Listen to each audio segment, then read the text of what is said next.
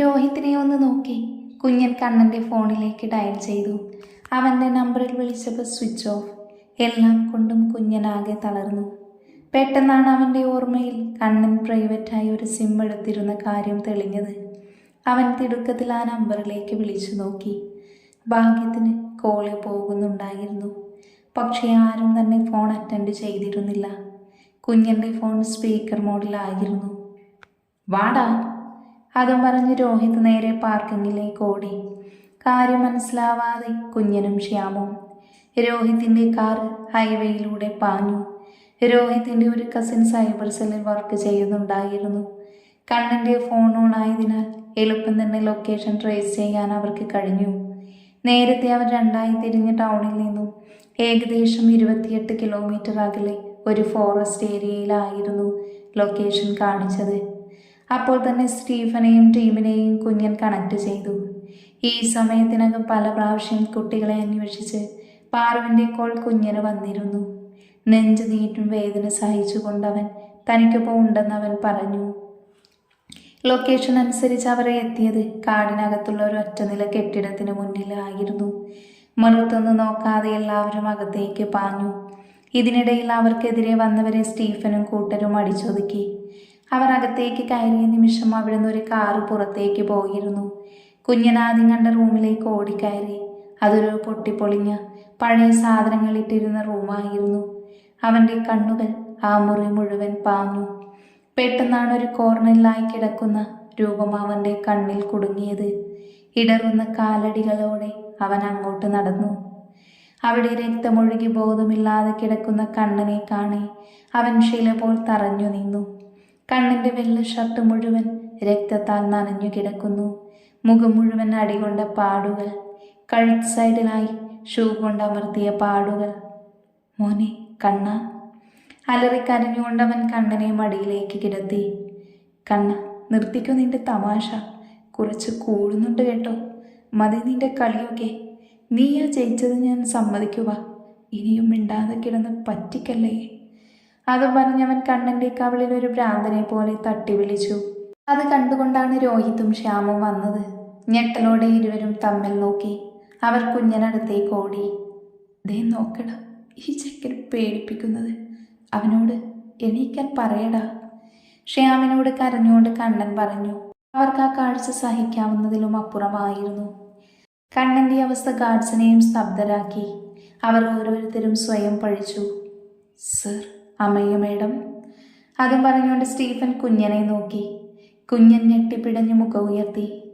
കുഞ്ഞാറ്റ, എൻ്റെ അമ്മു. അപ്പോഴേക്കും സ്റ്റീഫൻ വന്ന് കണ്ണനെ എടുത്തിരുന്നു. കുഞ്ഞ, വേഗം അമ്മുവിനെ കണ്ടെത്തണം.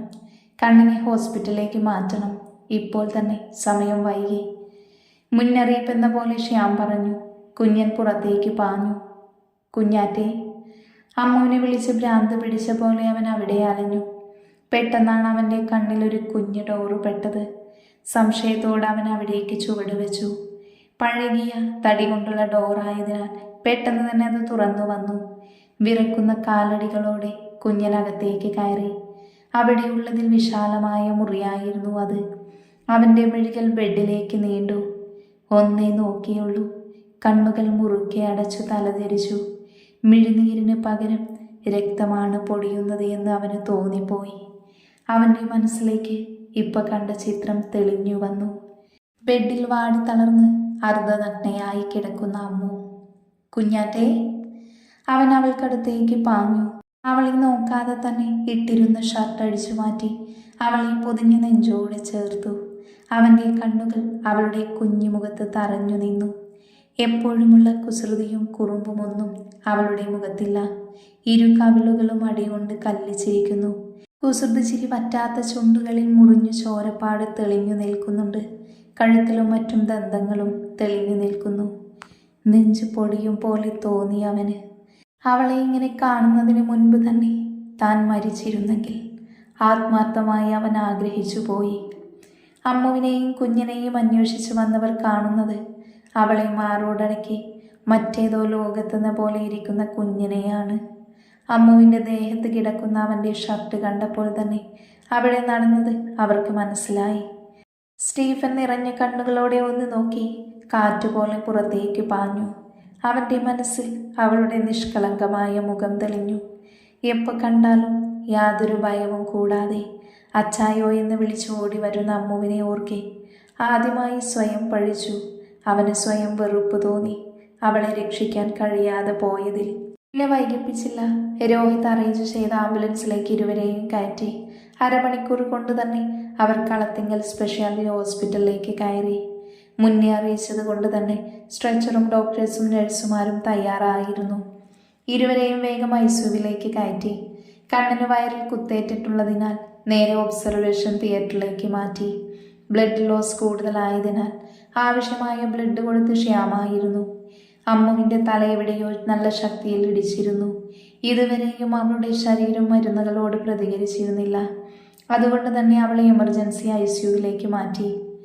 ചുറ്റും നടക്കുന്നതൊന്നും അറിയാത്ത ഭിത്തിയിൽ ചാരിവറും നിലത്തിരുന്നു കൊണ്ട് കരയുന്ന കുഞ്ഞിനെ ആശ്വസിപ്പിക്കാൻ ആർക്കും കഴിഞ്ഞില്ല.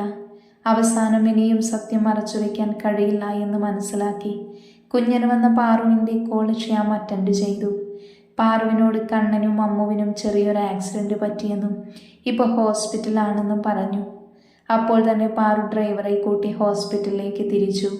ഇതേസമയം അല്ലുവും പപ്പയും കോൺഫറൻസ് സക്സസ് ആയി കഴിഞ്ഞു. ആ ടെൻഡർ അല്ലുവിന് തന്നെ കിട്ടി. ഒരുപാട് പേര് അഭിനന്ദനങ്ങളുമായി വന്നെങ്കിലും അതൊന്നും കേൾക്കാനോ മറുപടി പറയാനോ അവന് കഴിയുന്നുണ്ടായിരുന്നില്ല. വല്ലാത്ത മാനസിക പിരിമുറുക്കം പോലെ, എന്തോ പറയാൻ ശ്രമിച്ചിട്ട് കഴിയാതെ പോകുന്നതിൻ്റെ വേദന പോലെ ഹൃദയം ഉച്ചത്തിൽ മിടിച്ചു. കാരണം ഏതു കൂടാതെ മിഴികൾ നിറഞ്ഞു. അതുകൊണ്ട് കൂടുതൽ അവിടെ നിൽക്കാതെ അവൻ പുറത്തേക്കിറങ്ങി. തെല്ലൊരാശ്വാസത്തിനു വേണ്ടി അവൻ അമ്മുവിനെ വിളിക്കാൻ ഫോൺ എടുക്കാൻ തുടങ്ങിയപ്പോഴാണ് ഡേവിഡ് അവനെ വിളിച്ചത്. ഉള്ളിലെ ടെൻഷനെല്ലാം അടക്കി ഡേവിഡിനെ നോക്കിയവൻ്റെ കണ്ണുകൾ സംശയത്താൽ ചുളിഞ്ഞു. അത്ര ചുമന്നിരുന്നു അയാളുടെ മുഖവും കണ്ണുകളുമെല്ലാം. പപ്പ, പതിയെ അവൻ വിളിച്ചു. അല്ലു, ഞാൻ ചാർട്ടേഡ് ഫ്ലൈറ്റ് അറേഞ്ച് ചെയ്തിട്ടുണ്ട്. ഇവിടുത്തെല്ലാം കഴിഞ്ഞല്ലോ, നമുക്ക് തിരികെ പോകാം. നീ പെട്ടെന്ന് ഒന്ന് ഫ്രഷായിറങ്ങ്. അതും പറഞ്ഞ് മറുപടിക്ക് കാത്തു നിൽക്കാതെ രവി പുറത്തേക്ക് പോയി. ഒന്നും മനസ്സിലാവാതെ അല്ലു കുറച്ചു നേരം അങ്ങനെ തന്നെ നിന്നു. അവന് ദേഷ്യവും വിഷമവും അങ്ങനെ എന്തൊക്കെയോ തോന്നുന്നുണ്ടായിരുന്നു. എല്ലാത്തിനും ഉപരി ഭയം എന്ന വികാരം എവിടേക്കോ തന്നെ കീഴ്പ്പെടുത്തിയത് അവൻ അറിഞ്ഞിരുന്നു. സ്റ്റീഫനെ വിളിക്കാൻ ഫോൺ നോക്കിയെങ്കിലും അതവിടെ കാണാതെ വന്നത് അവൻ്റെ കലി കൂട്ടി. വീട്ടിലേക്ക് പോകുന്നതിനു പകരം ഹോസ്പിറ്റലിലേക്ക് ഡവി കാർ കയറ്റുന്നത് കാണി അല്ലുവിൻ്റെ ഉള്ളിൽ വെള്ളിടി വെട്ടി. പപ്പേ, ദയനീയമായിരുന്നു അവൻ്റെ സ്വരം. വാ. മറ്റൊന്നും പറയാതെ അയാൾ അകത്തേക്ക് കയറി. പിന്നാലെ ഉയർന്ന ഹൃദയതാളത്തോടെ അല്ലുവും. ഡെവി നേരെ ചെന്ന് നിന്നത് ഐസിയുവിന് മുന്നിലാണ്. അല്ലുവിൻ്റെ കാലുകൾ നിശ്ചലമായി. അവൻ്റെ മിഴികൾ അവിടെ പാഞ്ഞു നടന്നു. കരഞ്ഞു തളർന്നു നിൽക്കുന്ന പാറുവിലും കൃഷ്ണനിലും, ഏതോ ലോകത്തെന്ന പോലെ ഇരിക്കുന്ന സുധയിലും, വിങ്ങിപ്പൊട്ടി നിൽക്കുന്ന കുഞ്ഞനിലും, തലതാഴ്ത്തി നിൽക്കുന്ന സ്റ്റീഫനിലും പാഞ്ഞു. അവൻ്റെ കണ്ണുകൾ ആർത്തിയോടെ അവൻ്റെ പൊന്നായെ തിരഞ്ഞു. നിരാശയായിരുന്നു ഫലം. ഇമചിമ്മാതെയുള്ള അവൻ്റെ നിൽപ്പ് കണ്ടപ്പോൾ അവർക്കെല്ലാം ഹൃദയം മുറിഞ്ഞ് ചോര കിനിയുന്നത് പോലെ തോന്നി. അവനെ നോക്കിയ പരിസരം മറന്ന് താൻ പൊട്ടിക്കരഞ്ഞു പോകുമെന്ന് മനസ്സിലാക്കി പാറു മുഖം തിരിച്ചു. മോനു. ഡെവി അവനെ തോളോട് ചേർത്ത് പിടിച്ചു. പപ്പ, എല്ലാവരും എന്താ ഇവിടെ? എൻ്റെ പൊന്നനും കണ്ണനും എന്തിയെ? ഇവിടെ ഇല്ലായിരിക്കുമല്ലേ? അല്ലെങ്കിൽ ഞാൻ വരുമ്പോഴേ രണ്ടും ഓടി വന്നേനെ. സ്വയം ആശ്വസിക്കാനെന്ന പോലെ പറയുന്നവനെ ഡെവി നിറ കണ്ണുകളോടെ നോക്കി. പാറു വാകുത്തി കരഞ്ഞുകൊണ്ട് കൃഷ്ണൻ്റെ മാറിലേക്ക് ചാഞ്ഞു. ഒന്നും മിണ്ടാതെ ഡെവി അല്ലുവുമായി കോറിഡോറിലേക്ക് പോയി. പതുക്കെ സ്റ്റീഫൻ പറഞ്ഞ ഓരോരോ കാര്യങ്ങളായി അല്ലുവിനെ അറിയിച്ചു. ഒപ്പം ഇരുവരുടെയും ഇപ്പോഴത്തെ അവസ്ഥയും അമ്മു റേപ്പ് വിക്ടിം ആണോ എന്നറിയാൻ ടെസ്റ്റ് ചെയ്ത് വെയിറ്റിംഗ് ആണ്. അത് പറയുമ്പോൾ ഡെവിയുടെ ഉള്ളു പിടഞ്ഞു. പൂവ് പോലെ തങ്ങൾ കൊണ്ടു നടന്ന കുഞ്ഞ്. വാവിട്ട് കരയാൻ തോന്നിയ അയാൾക്ക് ഓരോന്നും കേൾക്കെ മരവിച്ച പോലെ നിന്നു അല്ലു. അവസാനം ഡെവി പറഞ്ഞത് കേൾക്കെ കണ്ണുകൾ മുറുക്കെ അടച്ചു അവൻ.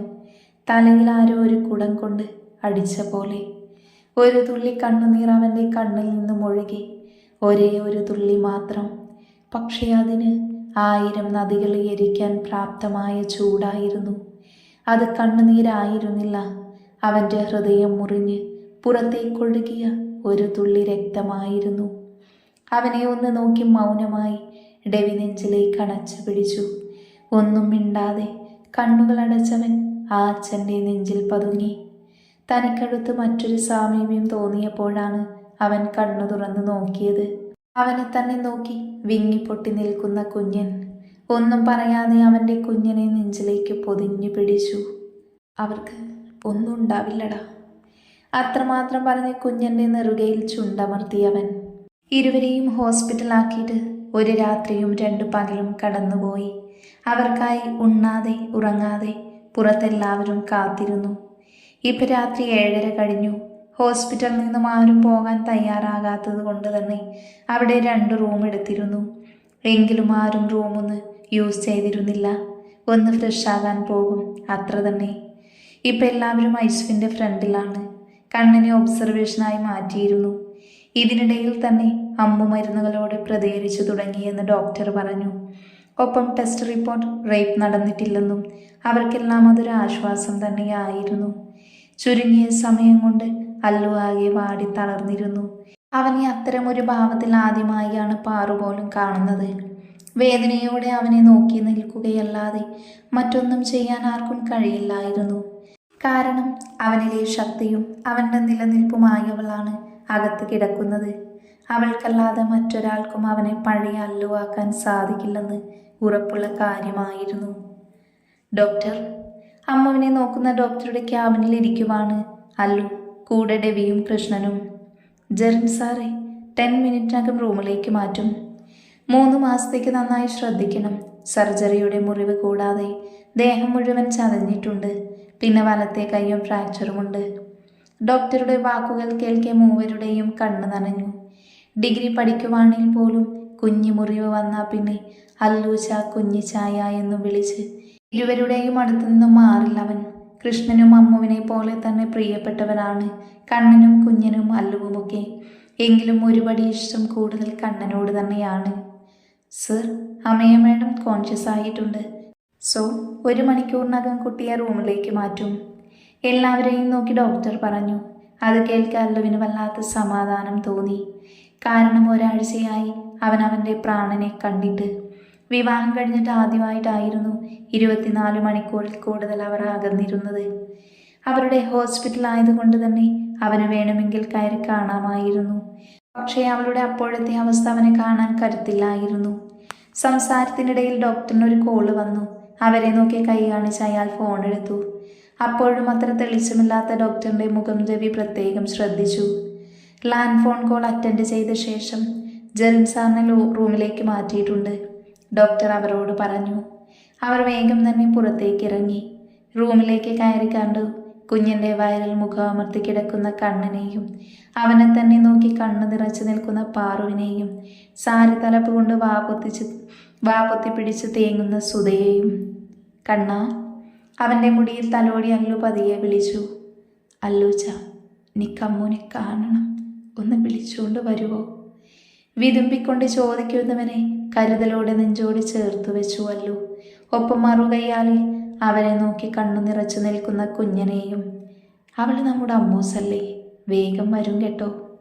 തൻ്റെ പ്രാണനെ കാണാതെ ഉള്ളു നീറി പുകഞ്ഞിട്ടും തൻ്റെ കുഞ്ഞനുജന്മാർക്ക് താങ്ങായി അവൻ നിന്നു.